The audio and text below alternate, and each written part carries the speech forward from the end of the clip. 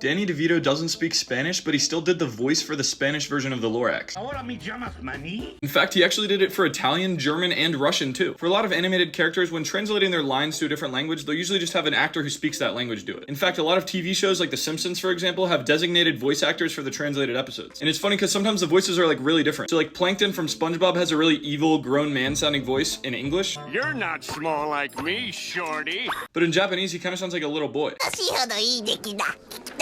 And that might seem weird, but when you think about it, especially for an animated character, like why would you need to use the same voice? In fact, other than the fact that Plankton's mouth movements are aligned with the English voice, Japanese Plankton has just as much of a right to be Plankton as the English Plankton. Because Plankton isn't real, he's an animated character, so there's no authority on what a Plankton should sound like. And technically you could say the same thing for whatever the Lorax is, but for that movie they tried something different. For each language, Danny DeVito is given a phonetic transcription of his lines and then a language coach to help. So unlike for a lot of movies and shows, the non-English overdubs of the Lorax have the same vocal timbre and cadence as the English one. And apparently it was pretty well received, with people able to understand him pretty well in different languages. What do you think? Should this be more of a thing, or does it risk taking away jobs from other voice actors?